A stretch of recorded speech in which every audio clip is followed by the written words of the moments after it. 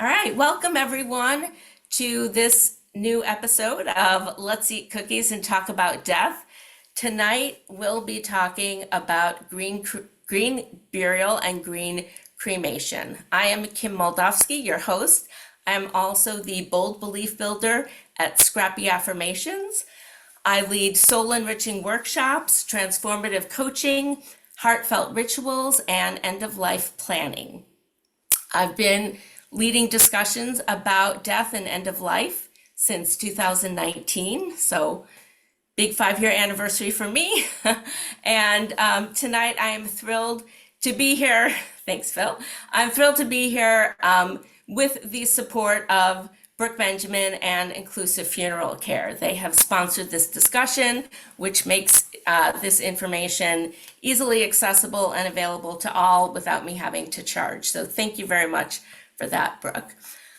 So Brooke has been a funeral director and celebrant for something like 25 years. She recently became the co-owner of Inclusive Funeral Care.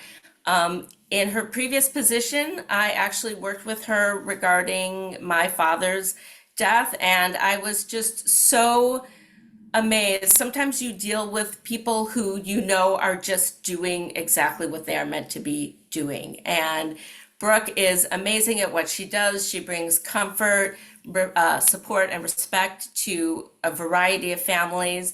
And as the co-owner of Inclusive Funeral Care, they're doing really amazing work, offering personalized memorial services and just really thoughtful, supportive, loving services to people. I have a family member who recently signed on with her as a pre-need contract, and Brooke's grace and patience with an elderly relative was really amazing, and I can't say enough good things about her. So she is here to serve. Brooke brought along a couple of friends today who have even more experience than she does when it comes to green burial and green cremation. So I'm going to pass the baton to Brooke and have her introduce our other special speakers tonight. Thanks, Brooke. Thank you. And thank you for this opportunity also. So quickly, Inclusive Funeral Care is a low-cost alternative to the funeral home industry. Anything they do, we can and will do the same exact thing at a much lower fee because we have a very efficient business model. I have worked for others over the years, and about a year and a half ago, finally mustered the courage to say, let's do this on our own so we can do things the way that we feel is the most natural to us. And speaking of natural, green, everyone is interested in minimal impact everything. And as a business owner, it only makes sense to be able to accommodate people's needs and desires, and sometimes doing a little bit of research so they can make an educated decision. And along the way, I've met just really fantastic people, not just clients and bereaved families, but other practitioners and professionals. So we have Andra Olney-Larson, who is I want to say sexton are you the sexton at Casper Creek Cemetery? I will take sexton. My official title is operations manager and sales manager, but I think that there's a lot of history behind sexton. Thank you. It's the guardian of a sacred space, I'm to understand. Casper Creek Cemetery is up by Galena. You know, doing something green, I want to say it's not usually a problem. Or doing a green burial rather. The problem is finding a green certified cemetery or a natural cemetery that's close to Chicago. So, you know, most of our acreage is already spoken for, and cemeteries already have history of what their procedures are. It's not that they can suddenly go green. So we have Andra on board, and also Phillip Flores, who is my green cremationist. We say green cremation, we say alkaline hydrolysis, we say cremation by water, which is the name of his business in Arlington Heights. And what else do we call it, Philip? There are a couple other Water cremation, eco cremation, aqua cremation. flameless cremation. And Philip and Andra are both just really wonderful, delightful people who will educate consumers. You don't have to hire them to get an education either. They'll talk about what they're doing on the phone. You know, I've had people ask me before, is there a fee for this consultation? And the answer is, of course not. You're letting me swing my best shot so that I can potentially serve your family. So you need to educate yourself before you go signing up for something, I believe. And they're both, I know they're both warriors for the environment. And, you know, I'm grateful to have them in my quiver of resources. And sitting next to Philip is a young woman named Grace, and I can't remember your last name, Grace. Robbins. And I met Grace. She was working for Graceland Cemetery, doing marketing and events at Graceland Cemetery, and just a really creative, wonderful person as well. And also, Tiffany Johnson is on board here, and we don't have her bio, but she'll tell you who she is. She's one of my death doulas, and when I can't be present at a memorial service to provide celebrant services, Tiffany is my go-to. So she's my pinch hitter. She finds people as interesting as I do, and she's just a really dynamic person who also weaves green caskets, wicker or willow caskets. I'll let her talk more about that when we get there. But that's who I've got on board. Great. So let's start with the question that came in the comments, and I want to remind all of you that you are welcome to go ahead and type your questions into the chat section as well. So how does one get, the question was, how does one get routed into a green funeral? How does that come up? When does that discussion take place? What does it look like? So when I'm meeting with a family, it's one of the first questions I ask. Well, outside of who was your loved one, we want to talk about who the person was. I'm not saying that the disposition of their body is not important. It's hugely important. But my first question is, who was this person? You know, there's something for everyone, and savvy consumers have the right to know what their options are. So there's no routing anybody into anything. I lay out the options, and then they ask what they want to know more about. And, you know, the first question is this a burial or a cremation, or are you donating someone's body to science, which always ends up in a cremation?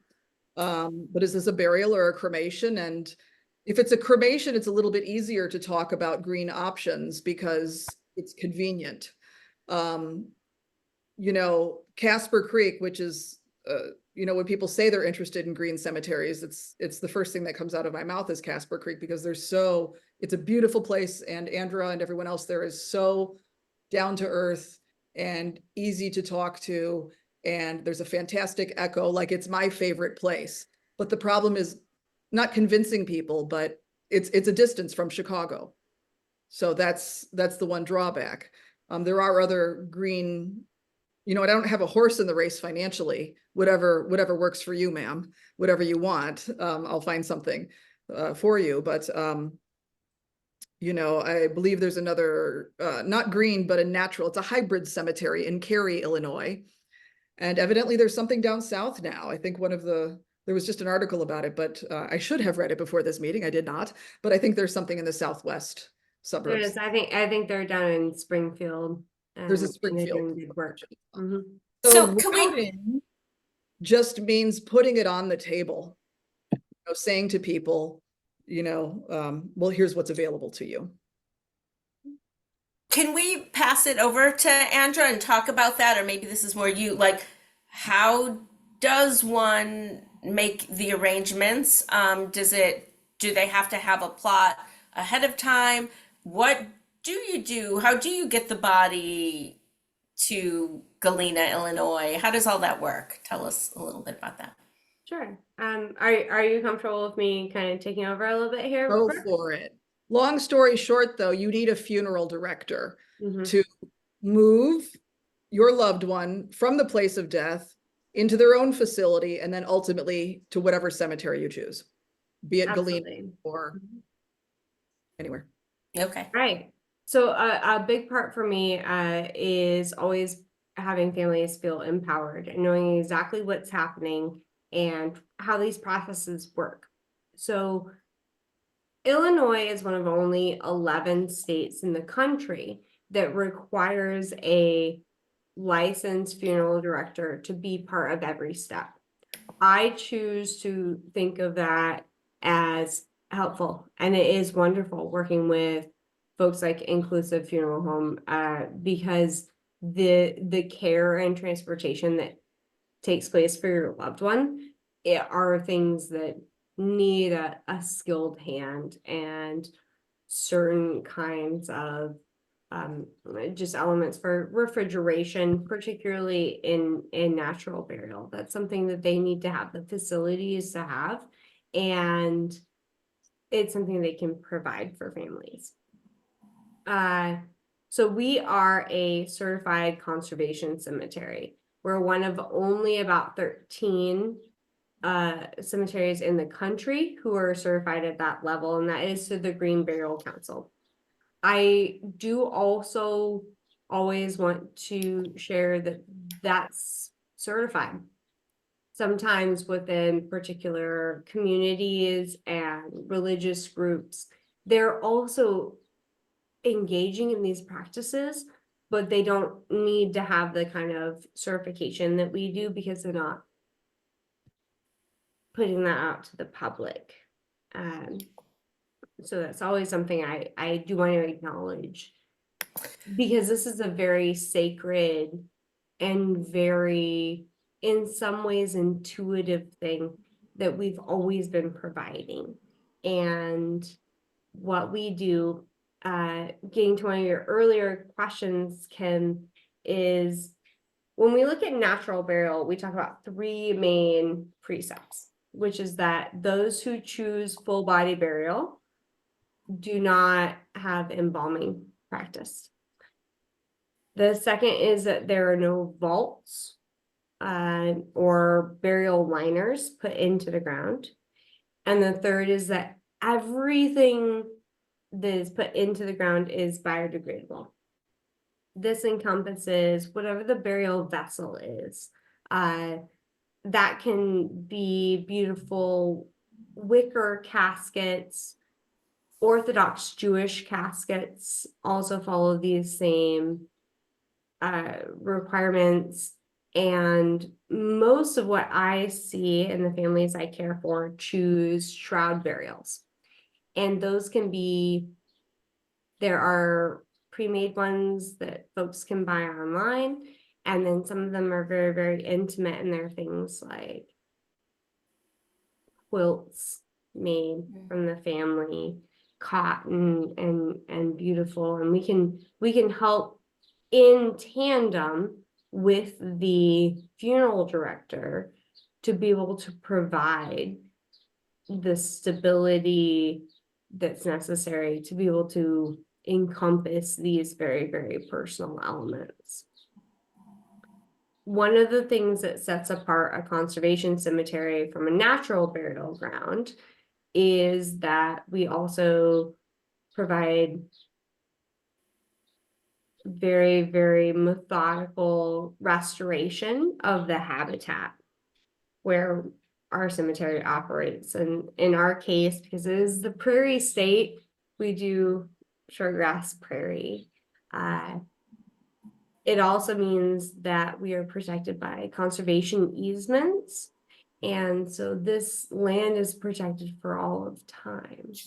And that's something, particularly in the Chicago area, some of you in the industry and some of you just as interested folks probably know about the Burr Oak incident, which was in 2011, where they chose to move a predominantly Black cemetery in order to make new runways for the airport. And one of the things that a conservation cemetery does is protect the land in a way that cannot be changed by these fluctuations in capitalism, if you will.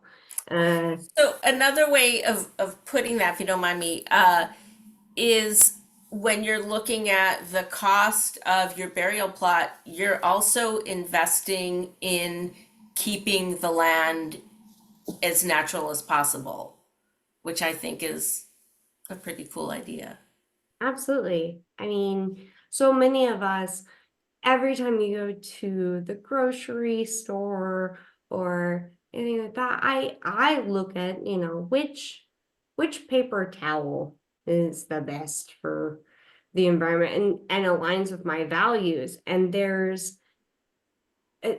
it feels so ridiculous that at the moment of our losing control over our lives, at our time of death, that we lose the ability to control what our impact is.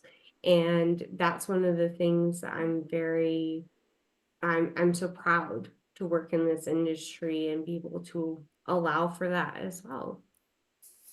Great, thank you. I want to invite you also to type the website of your cemetery into the chat room. So, and I'll send it out later, but it's beautiful. It's beautiful land. So I want everyone to check that out. And I also want to make sure we have time to talk to Phillip and then also circle back with Q&A. So thank you for that overview. If you have any other questions for Andra, type them in the chat and we will circle back. And now I'm going to turn things over to Phil. I'm going to pin him back up here. All right. Phil, tell us about cremation by water. Welcome, guys. It's a pleasure to have you all here on the phone, and thank you for inviting us to participate today. Water cremation, what is it? How does it work? And why is it important? Well, green is the topic of conversation here. And if you guys are having a problem hearing me, if you can just put the thumbs up to raise the volume, I could definitely go ahead and do that.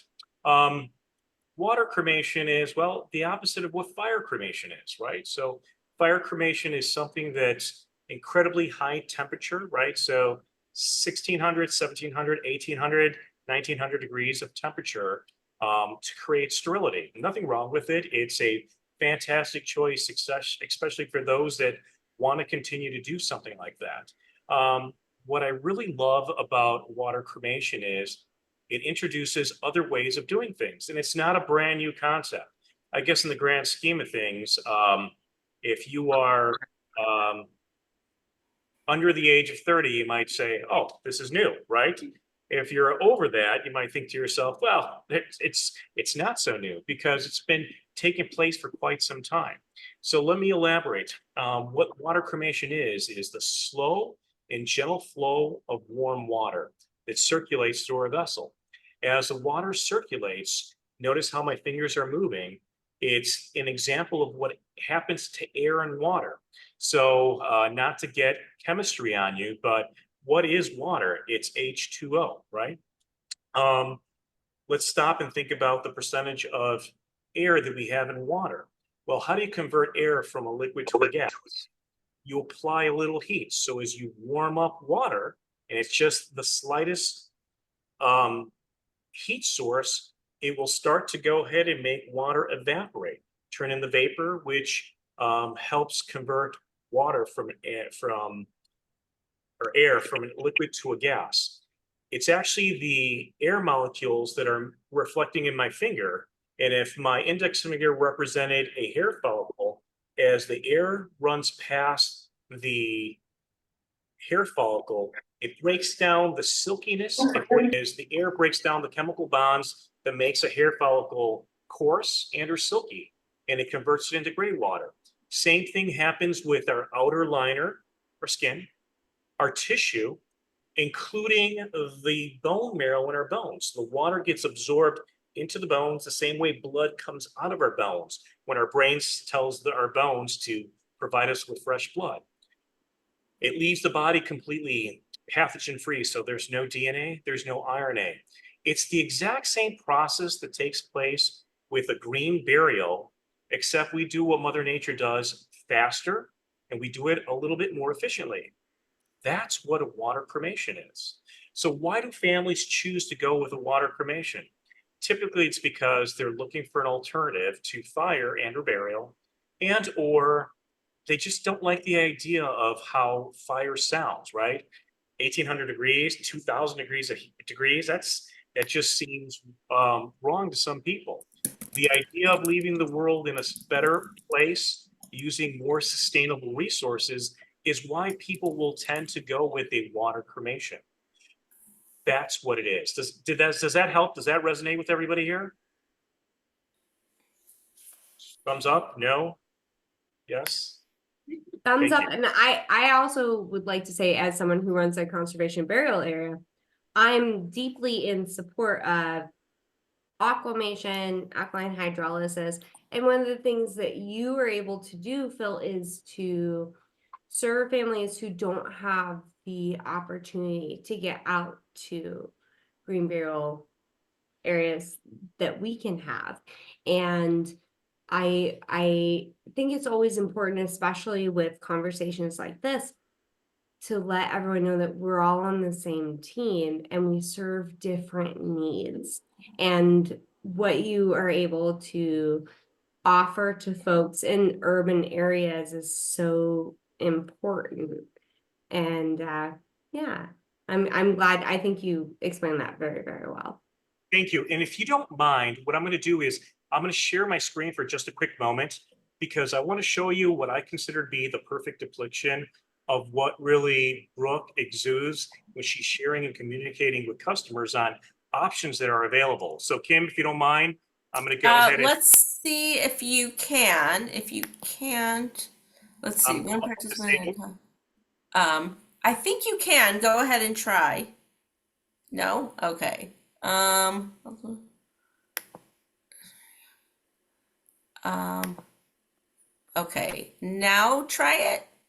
Perfect. Thank you so much. Okay. And Although I'm not seeing. Okay, there we go. all right, so can you guys see that pie chart right above? So really, families have 5 options that are available to them. I'm going to go ahead and dovetail off what Brooke said. I'm all about the awareness and education. I'm completely indifferent as to what a person does. I think, people need to do what makes the most sense for them. However, understanding the options that are available, and my eyes are going to be because I got a bigger screen above me. You have burial, which we've just, everybody knows what a burial is, right? You've got fire cremation. The other 3 options are really the more eco-friendly approach to sustainability, right, for individuals. So green burial, technically not new. It's been happening for centuries, right? Let's go back to, back when when we invaded the United States, we'll call it that, right? And we were being very unfair to Indians. Green burials were taking place pretty common. You've got natural organic reduction, terramation, right? That's another alternative available in 5 states, approved by 9 states. Illinois is on the verge of getting there if they haven't already done it. I don't believe they have. And then you've got alkaline hydrolysis, which is the technical name for a water cremation. Aquamation that you heard Andrea mention, the manufacturer just kind of coined the phrase, but really it's known as alkaline hydrolysis and or just a simple water cremation as layman terms. So these are really the options that families have available to them, right? The landscape has changed and progressive individuals like Brooke do a fantastic job at just removing the barriers and making sure the families know what can be done. And then how do you go about it, right? And I think presenting them starts to give people at least the avenue for other options to go ahead and entertain. Philip, is this on your website? No, this is not. This is what I use for special presentations like at NFDA, ICCFA. Whenever I'm a keynote speaker, I usually go into depth about different options that people can go ahead and entertain and look at. Okay. Okay. Maybe stop the sharing so we can see your face again as you continue to educate us. Great. Thank you. All right. Yeah, that was helpful seeing those options. And as Brooke mentioned early on, and I think Andra said this too, we all want you to be educated consumers. I think beyond that, I also encourage you to be a vocal participant in democracy because as with many other industries, there are lobby groups within the funeral industries who are not necessarily vested in creating change or creating new options. And so I think it's important that we be aware of those. For example, the Terramation, I think it never made it out of committee. I don't know exactly, but I know that was something that I had called my state rep and asked her to get on board with. So yeah, just another level of involvement. All right, Phil, tell us more. Phillip, tell us more. So what I did for you guys is I placed on my website because, it's one thing to hear it. I'm sure most of you on the phone, on the Zoom are like, okay, great. I think I kind of get it. But what does it look like? How does it actually work, right? So another component of what I want to share with you is this video, right? So what it does is it explains how it works. Enjoy most about the options that we present at Cremation by Water is that they resonate with this being an opportunity for them to do one final action for their loved one. The most important thing is to do what their loved one wished. Folks are environmentally conscious. They care a lot about what's happening, what's going on with the environment right now. They want to leave making that impact and being a good role model to younger generations. What makes this process more eco-friendly is that we're using 95% water, 5% salt, and it's the gentle flow of warm water. It does what Mother Nature does. The steps involved in our process really entail us taking the loved one, placing them in the basket, and slowly inserting into our vessel. Close the door, rotate the vessel to a 45-degree angle, and then begin the cycle. The cycle process really consists of warm and gentle water just flowing through the vessel. It's not very fast. The intent is to slowly but surely accelerate the decomposition process, which breaks down anything that's organic, leaving behind the inorganic. When it's the last chance to do something special for your loved one, every tiny detail matters so much. And families are grateful that we care about those details as much as they do. Having to go through this is never easy. However, if we can try and make it that much easier for a loved one, then we've done our job. We go home every night knowing that people feel a lot better about this choice. And we feel better about knowing that people have chosen something that is going to make a positive impact on our environment. Okay, so thank you. There was a question, and hopefully this answered it, about how the body is handled. So it is the body in its entirety goes into that basket that goes into the vessel. Okay. So Someone had I will also say that I dropped it in the chat. I'm always very open with folks. Aquamation is my chosen form of disposition for myself. And a thing that we say in the industry, Phil, I'm sure you're familiar with this, is it's the last really nice bath that you take. And that's one of my favorite ways to think of it. Thank you. Brooke, do you want to give us a little overview? People are very, not everybody, but some people are as aware consumers. They're also concerned about cost, or at least conscious about cost. Can you give us an overview on some of these options and how that plays out cost-wise?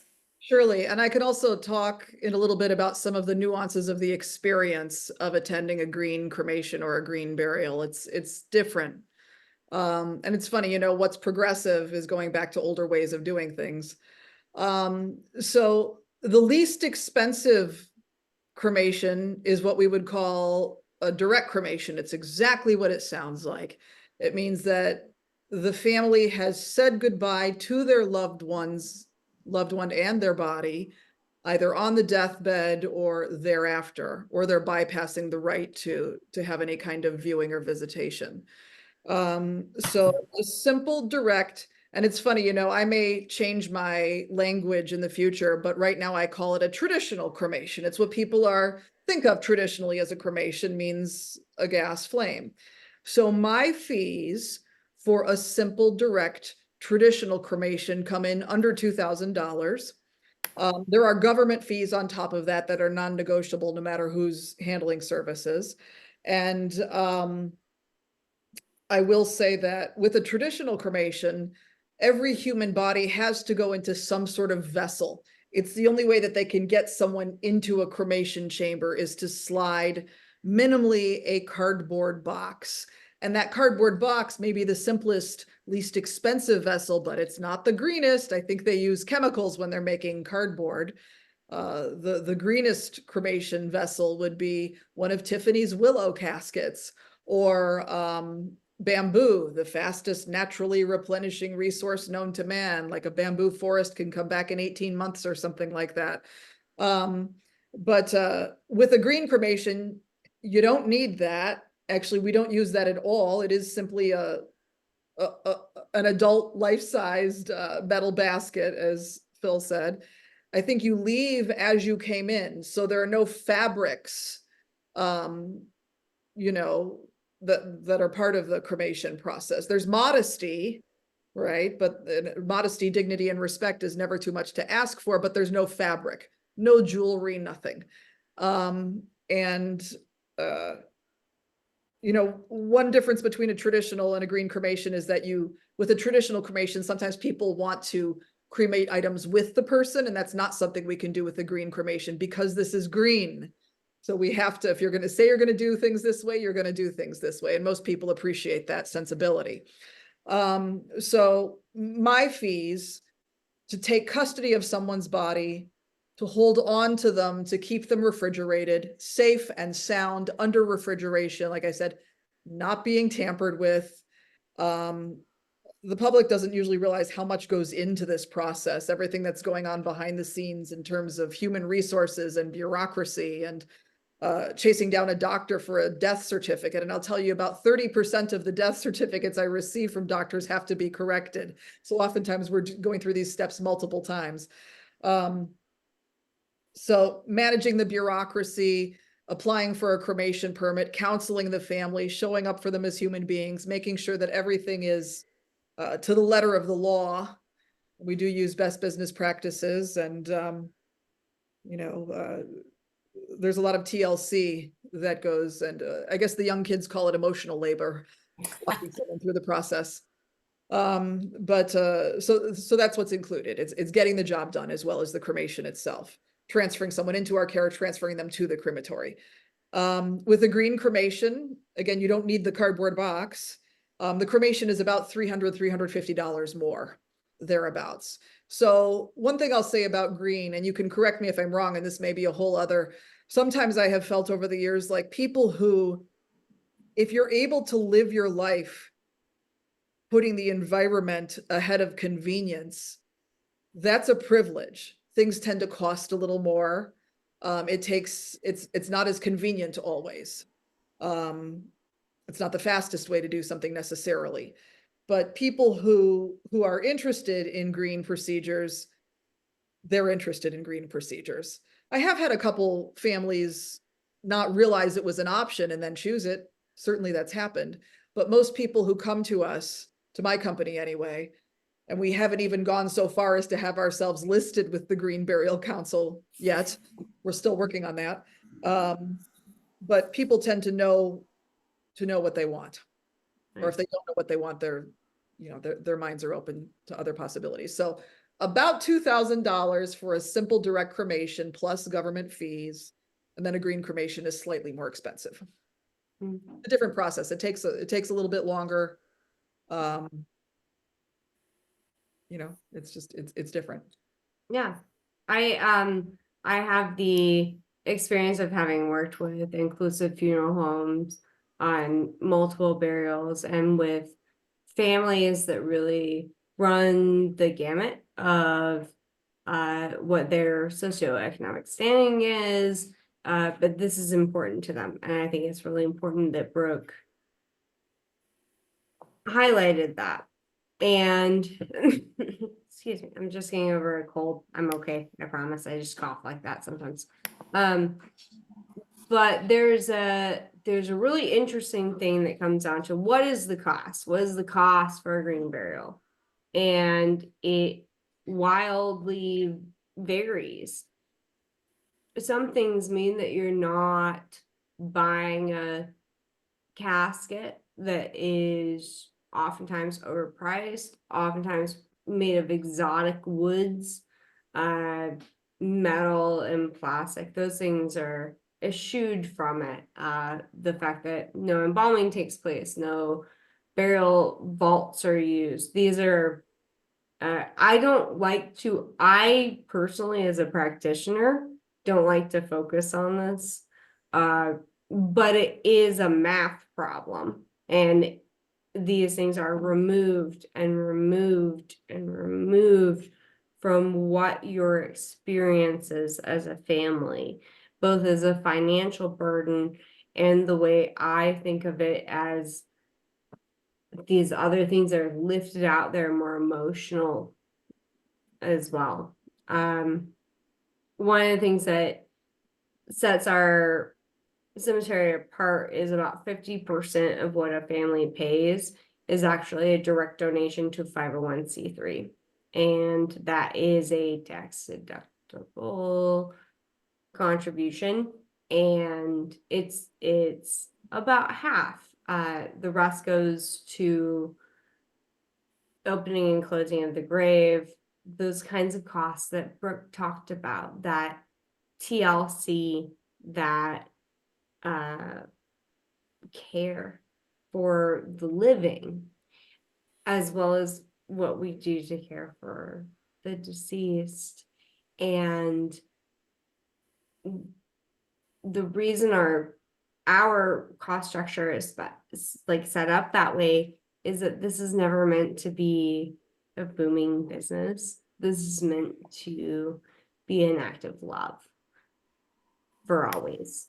And so that changes things. And I think the inclusive funeral home also does that as well. Being able to provide the highest care without a need for unnecessary building. Thank you. Thank you, Andra. Brooke, I want to turn it back to you and see if you have if you want to give us some closing comments. And before you do that, I just want to say my piece, and that in addition to being educated consumers, I just think it is so important to talk with our families, to talk with our loved ones, to do what we can to make it easy for them to grieve once we're gone, and not have to focus on trying to figure out what we might have wanted, or not have money put aside to fulfill our wishes, or we can do that while we're still alive and healthy. We can fill out a pre-need contract with the funeral home. And I think that I just, when people are in those moments of grief of having lost a loved one, it's really hard to put your mind to these other logistical tasks. So the more we can help our loved ones be able to grieve once we're gone, the better off I think we are. So Brooke, I'm going to turn it to you to close us out, then I'll stop the recording and we can chat for a couple more minutes. So generally I find that, people love nothing more than to honor the wishes of someone who's departed. So if you ever can leave notes, whether you prepay for it is up to you, but to just leave some sort of plan, then there's no question. It mitigates squabbles between siblings who sometimes have power struggles. I've seen really very beautiful things happen at both Casper Creek and at Cremation by Water. And whatever we do, we get these vessels for however long we get them, and hopefully we treat them well and they treat us well until they don't. But we're chemicals and we're electricity, and these things that are so sacred to us, that bring us pleasure, that bring us, sometimes pain, but there's this human experience that we have, and then it's gone. And then you have this esoteric sense of, that someone was here. And whatever we do in this industry is to promote healing, not prevent it. Something has to happen to dead human bodies. They can't just sit around, right? And there has to be a checks and balances system, which is why you need people like me with licenses. Otherwise, people could harm each other, murder each other, and then you don't have any, there's no accountability. There's no, it would be awful. Society would break down, fall apart, boom, even faster than it is now. So, my license exists for a reason. I will say that, Tiffany, who's here, is a death doula, and there's a lot of overlap in the work that we do. I have the license to do the work, but there are death doulas who can educate people and help you make sense of what's happening on all levels. When you choose a death doula, if this is something you're doing, you want to find someone in a perfect world who actually has experience and has clients. Because there's also the possibility, the potential of doing harm to someone. You want someone who has life experience and the wisdom that follows. So don't hire anyone under 25 to do that. That's what I'm going to say. But people are fascinating, and it's we're all in this together. So it's celebrating people's lives, disposing of dead human bodies, helping people navigate the bureaucracy, of which there is no shortage, believe me. Aftercare, making sure that people are going to be okay, that they're not at risk. The care and the handling of people's cremated remains, and then the care and the handling of a grave after it's been closed. So these are all topics that we're hardwired to review with families. Great. Well, People don't realize they can be present during a cremation, whether it's a traditional cremation or a green cremation. They don't realize they can be there when it occurs. And Phil is very accommodating, and it's beautiful in there. It's clean, right? Maybe you don't see it as beautiful, but of them are, quite frankly. I believe in transparency as well. And yes. That's, there's a certain officiousness that some of my colleagues working for full service funeral homes radiate. And I know that they're trying to seem like they care. It's trying to project an air of caring, and instead it comes off as officious. And I find that just showing up for someone on a human level is better for everyone. And I think you do an amazing job. So thank you again, Brooke Benjamin and Inclusive Funeral Care, for sponsoring this discussion.